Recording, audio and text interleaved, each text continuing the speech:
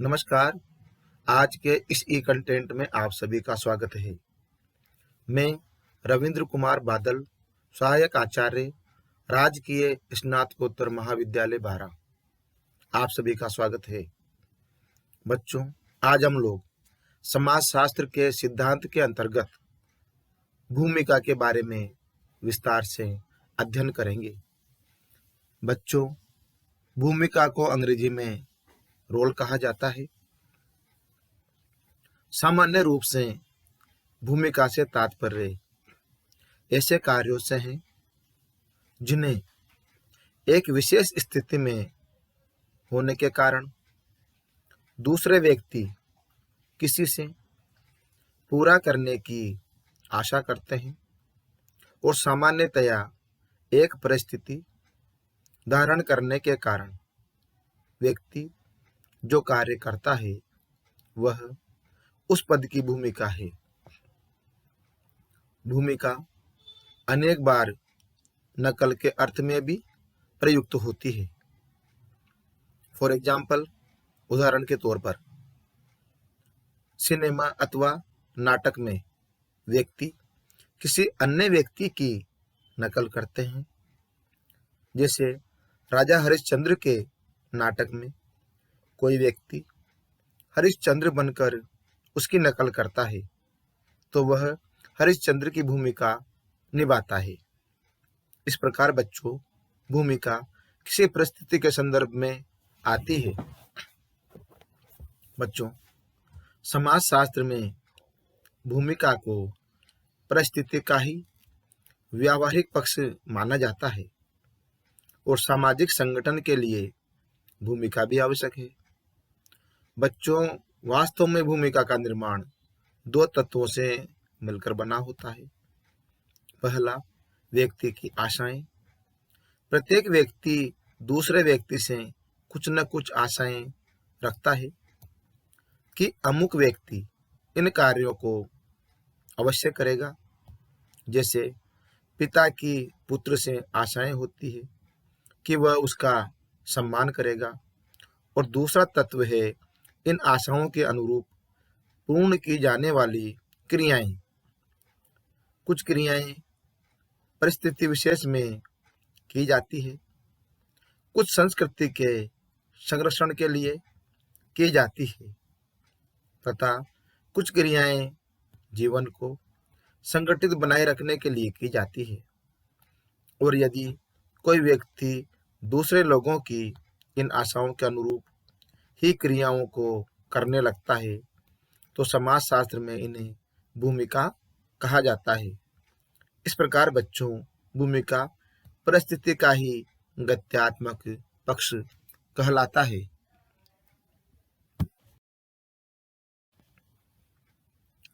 इसके पश्चात अब हम भूमिका का अर्थ एवं परिभाषा के बारे में अध्ययन करेंगे। बच्चों, भूमिका को अनेक समाजशास्त्रियों ने परिभाषित किया है, जिनमें से कुछ परिभाषाएं इस प्रकार से हैं। सबसे पहले है लिंटन के अनुसार। वो कहते हैं कि कोई भी भूमिका परिस्थिति का गत्यात्मक पक्ष है। अगले समाजशास्त्री है एलियट एवं मेरिल के अनुसार। भूमिका वह कार्य है जिसे व्यक्ति प्रत्येक परिस्थिति के अनुरूप निभाता है। अगले समाजशास्त्री है किंग्सले डेविस के अनुसार। भूमिका किसी भी व्यक्ति द्वारा अपने पद की आवश्यकताओं के अनुसार की जाती है। सार्जेंट का कथन है कि भूमिका किसी व्यक्ति के सामाजिक व्यवहार का ही एक प्रतिमान है जिसे वह अपने समूह के सदस्यों की प्रत्याशाओं के अनुसार एक विशेष परिस्थिति में ठीक समझता है। अगले समाजशास्त्री है ओकबर्न एवं नीमखोफ के मतानुसार। भूमिका एक समूह में एक विशिष्ट पद से संबंधित सामाजिक प्रत्याशाओं एवं व्यवहार प्रतिमानों का एक योग है जिसमें कर्तव्यों एवं सुविधाओं का समावेश होता है। अगले समाजशास्त्री है फीचर के अनुसार। जब एक दूसरे से संबद्ध बहुत से प्रतिमान किसी विशेष सामाजिक कार्य को पूरा करते हैं, तब व्यवहार के इसी संयोग को भूमिका कहा जाता है। इस प्रकार बच्चों, भूमिका की उपर्युक्त परिभाषाओं के आधार पर हम यह कह सकते हैं कि भूमिका सामाजिक व्यवहार का ही एक प्रारूप है, अर्थात एक व्यक्ति की धारण की हुई परिस्थिति में जो कुछ करता है वही उसकी भूमिका है, अथवा भूमिका परिस्थिति का व्यावहारिक पहलू है और भूमिका की धारणा एक पक्षीय नहीं है। भूमिका सदैव पारस्परिक होती है। प्रत्येक व्यक्ति की भूमिका किसी दूसरी स्थिति की तुलना में होती है, इसलिए भूमिका की धारणा में परिस्थिति के अनुसार परिवर्तन भी हो सकता है। उदाहरण के लिए, किसी व्यक्ति की भूमिका भिन्न भिन्न परिस्थितियों में भिन्न भिन्न प्रकार की हो सकती है, जैसे पिता, पति, पुत्र, भाई, मित्र, प्रशासक, राजनीतिज्ञ, समाज सेवक आदि अनेक रूपों में एक ही व्यक्ति अलग अलग भूमिका निभाता है। इस प्रकार बच्चों, भूमिका भिन्न भिन्न स्थितियों में अलग अलग नहीं होती, बल्कि एक ही स्थिति में रहकर व्यक्ति से भिन्न भिन्न प्रकार की भूमिका की आशा की जा सकती है। जैसे किसी प्रधानाध्यापक से विद्यालय के शिक्षकों, विद्यार्थियों, सेवकों, अभिभावकों आदि के साथ भिन्न भिन्न व्यवहारों की आशा की जाती है। व्यक्ति के ये व्यवहार उस समाज के मूल्यों और सामाजिक संरचना की प्रकृति के अनुसार निश्चित होते हैं। इस तरह समाज में जिन भूमिकाओं की आशा की जाती है उसे भूमिका प्रत्याशा कहा जाता है, और इसके अनुसार जिन कार्यों का निर्वाह किया जाता है उसे भूमिका ग्रहण कहा जाता है, और दोनों का संतुलन ही सामाजिक व्यवस्था को संतुलित भी करता है। इसके बाद अब हम भूमिका की विशेषताओं के बारे में अध्ययन करेंगे। बच्चों, सामाजिक भूमिका की कुछ विशेषताएं हैं जो उसकी अवधारणा को और अधिक स्पष्ट करती है, जो कि निम्न प्रकार से है। नंबर 1, भूमिका का अर्थ उन व्यवहारों की संपूर्णता से है जिन्हें एक विशेष परिस्थिति धारण करने के कारण व्यक्ति से पूरा करने की आशा की जाती है।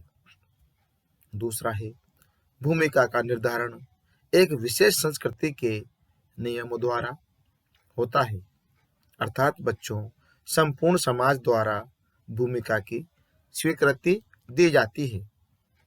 तीसरा बिंदु है, भूमिका सदैव परिस्थिति के संदर्भ में होती है, एक पक्षीय नहीं होती है। चौथा बिंदु है, प्रत्येक व्यक्ति से भूमिका की आशा दो कारणों से की जाती है। एक तो यह कि व्यक्ति सामाजिक मूल्यों के अनुसार व्यवहार करे, तथा दूसरे इसलिए कि सामाजिक संगठन बना रहे। पांचवा बिंदु है, प्रत्येक व्यक्ति की भूमिका प्रत्येक क्षेत्र में भिन्न भिन्न होती है तथा भिन्न भिन्न व्यक्तियों द्वारा भिन्न भिन्न प्रकार से निभाई भी जाती है। छठा बिंदु है, भूमिका भी परिस्थिति की भांति प्रदत्त व अर्जित दो प्रकार की हो सकती है। जैसे एक स्थिति के सभी व्यक्तियों की प्रदत्त भूमिका तो समान होती है, लेकिन अर्जित भूमिका अलग अलग होती है। सातवां बिंदु है, भूमिका स्थिर नहीं होती, इसमें समय समय पर परिवर्तन होता रहता है।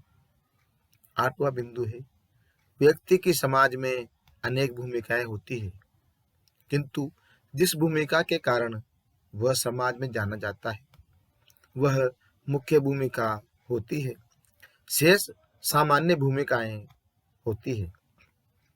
अगला बिंदु है, प्रत्येक व्यक्ति अपनी भूमिका अपनी रुचियों, मनोवृत्तियों और योग्यता के आधार पर निभाता है। और अंतिम बिंदु है 10वां, प्रत्येक भूमिका के साथ कुछ न कुछ अधिकार एवं सुविधाएं जुड़ी होती है। तो बच्चों, ये सभी जो बातें मैंने आपको बताई, ये भूमिका की विशेषताओं के अंतर्गत आती है।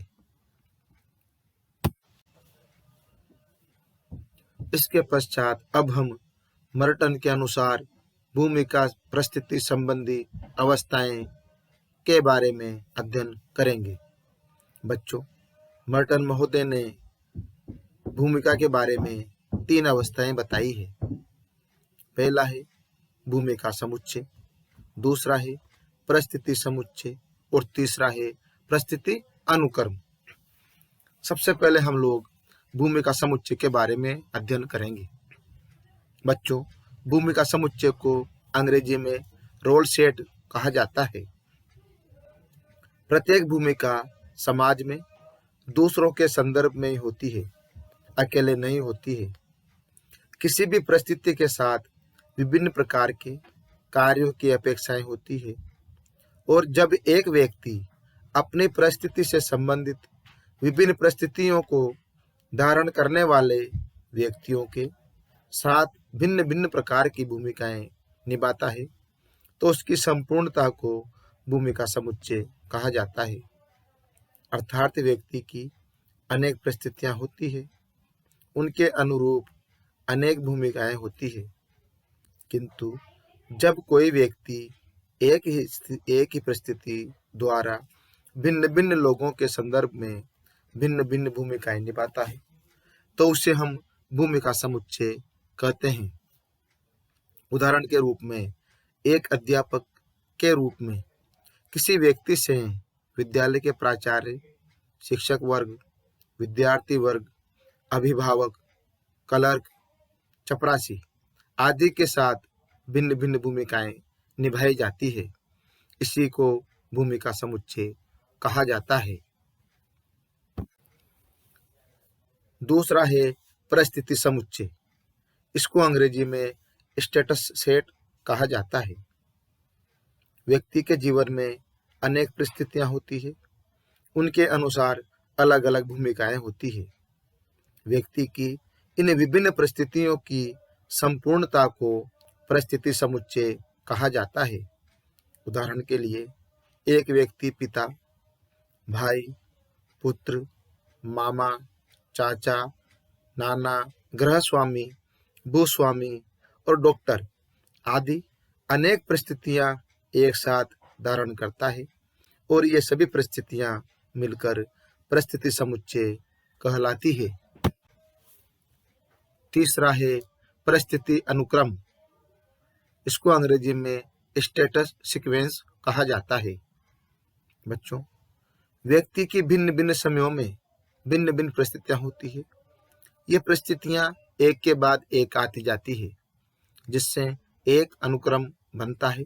इसी को परिस्थिति अनुक्रम कहा जाता है। जैसे उदाहरण के लिए, पहले एक बच्चा होता है, फिर वह स्कूल का विद्यार्थी बनता है, और फिर कॉलेज अथवा विश्वविद्यालय का छात्र, प्रोफेसर। इस प्रकार एक के बाद एक करके अनेक परिस्थितियां आती जाती है। यही परिस्थिति अनुक्रम कहलाता है। इसके बाद अब हम परिस्थिति एवं भूमिका का समाजशास्त्रीय महत्व के बारे में विस्तार से अध्ययन करेंगे। बच्चों, परिस्थिति एवं भूमिका दोनों का समाजशास्त्रीय दृष्टि से महत्व है, जिसे इस प्रकार से स्पष्ट किया जा सकता है। पहला बिंदु है बच्चों, सामाजिक व्यवस्था और सामाजिक संगठन दोनों को बनाए रखने में परिस्थिति एवं भूमिका का महत्वपूर्ण योगदान है, क्योंकि इन दोनों के तालमेल से ही समाज में संघर्ष की संभावनाएं कम हो जाती है और सामाजिक व्यवस्था सुचारू रूप से चलती है। दूसरा बिंदु है, परिस्थिति एवं भूमिका के कारण ही समाज का श्रम विभाजन सरलता से हो जाता है, क्योंकि सामाजिक कार्यों का विभाजन ये स्वतः ही कर देती है। अगला बिंदु है परिस्थिति व भूमिका व्यक्ति का समाजीकरण करने में भी सहायक होते हैं, क्योंकि प्रारंभ से ही ये व्यक्ति के वातावरण में विद्यमान रहती है और व्यक्ति अनायास ही तदनुसार आचरण करना सीख जाता है। अगला बिंदु है परिस्थिति व भूमिका सामाजिक नियंत्रण का महत्वपूर्ण साधन होती है, क्योंकि इन दोनों का संबंध सामाजिक नियमों एवं प्रतिमानों से होता है, जिनकी अर्थात नियमों व प्रतिमानों की प्रत्येक व्यक्ति से निभाने की अपेक्षा की जाती है और इससे सामाजिक नियंत्रण स्वतः हो जाता है। अगला बिंदु है बच्चों परिस्थिति व भूमिका व्यक्ति का समाजीकरण करने से भी सहायक होती है और परिस्थिति व भूमिका सामाजिक उत्तरदायित्व के निर्वाह में भी सहायक है, क्योंकि जैसे ही कोई भूमिका व्यक्ति के अस्तित्व में आती है वह तदनुसार आचरण स्वतः ही करने लग जाता है। उदाहरण के लिए पिता की भूमिका आते ही बालकों के प्रति अपने उत्तरदायित्व का एहसास हो जाता है। बच्चों परिस्थिति एवं भूमिका व्यक्ति को उसकी प्रगति के लिए भी जागरूक बनाती है। निम्न परिस्थिति को प्राप्त कर व्यक्ति उच्च परिस्थिति के लिए स्वयं ही प्रयास करता है। इस प्रकार व्यक्ति व सामाजिक दोनों स्तरों पर इनकी महत्वपूर्ण भूमिका है। बच्चों परिस्थिति एवं भूमिका से व्यक्ति में विशेष मनोवृत्ति उत्पन्न होती है। डॉक्टर, इंजीनियर, व्यावसायिक सभी की मनोवृत्तियां उनकी परिस्थितियां व भूमिका के अनुसार ही निर्धारित होती है। अगला बिंदु है परिस्थिति एवं भूमिका व्यक्ति को मार्गदर्शन देती है कि व्यक्ति को किस परिस्थिति में किस प्रकार की भूमिका निभानी है और ये समाज के अनुकूल हो। अगला बिंदु है परिस्थिति एवं भूमिका द्वारा व्यक्ति के व्यवहारों का अनुमान लगाया जा सकता है कि किस भूमिका में व्यक्ति कैसा व्यवहार करेगा। उदाहरण के रूप में राष्ट्रपति पद की भूमिका के अनुरूप क्या व्यवहार अपेक्षित होंगे, इसकी भविष्यवाणी की जा सकती है। इस प्रकार बच्चों अंत में यह कहा जा सकता है कि भूमिका व परिस्थिति दोनों के समन्वय से ही समाज में व्यवस्था बनी रहती है। यदि परिस्थिति की अपेक्षाओं के अनुरूप भूमिका निर्वाह नहीं हो पाता तो समाज में अव्यवस्था उत्पन्न हो जाती है। अतः व्यक्तिगत स्तर पर उसी प्रकार सामाजिक स्तर पर भी समन्वय की अतीव आवश्यकता है, जिसके लिए परिस्थिति के अनुरूप भूमिका निर्वाह आवश्यक है। इस प्रकार बच्चों आज हमने भूमिका के बारे में विस्तार से अध्ययन किया और परिस्थिति और भूमिका का समाजशास्त्रीय महत्व क्या है इसके बारे में आप लोगों को समझाया। धन्यवाद।